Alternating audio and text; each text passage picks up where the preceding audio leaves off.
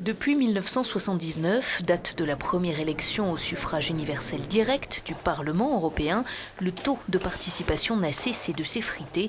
Qu'en sera-t-il entre les 4 et 7 juin ? Les européennes, un scrutin traditionnellement peu mobilisateur. En 30 ans ou presque, le taux de participation est passé de 63 à 45,6%. Et à en croire le dernier sondage Eurobaromètre, la tendance n'est pas près de s'inverser. Pour l'heure, seuls 34% des sondés auraient l'intention d'aller voter. 15% en revanche ont d'ores et déjà décidé qu'ils ne feraient pas le déplacement. L'abstention a donc toutes les chances d'atteindre un nouveau record. Parmi les plus récalcitrants, on retrouve les Polonais. 13% d'entre eux seulement pensent aller voter, devancés de peu par les Autrichiens, les Britanniques et les Portugais.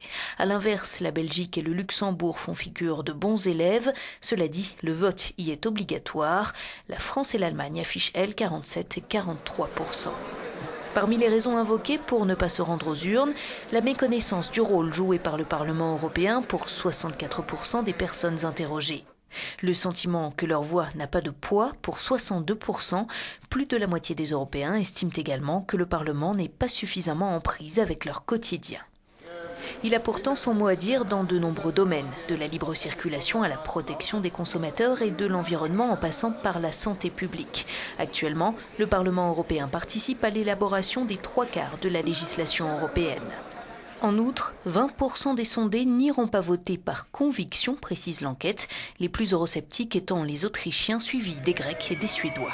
Enfin, crise oblige lorsqu'on les interroge sur les thèmes de campagne qu'ils souhaitent voir abordés. Ils répondent en premier lieu le chômage et la croissance, loin devant l'inflation, la criminalité, le changement climatique ou l'immigration. À bon entendeur. Pour en savoir plus, Europe Direct, c'est un numéro vert, un site web et un bureau d'information près de chez vous.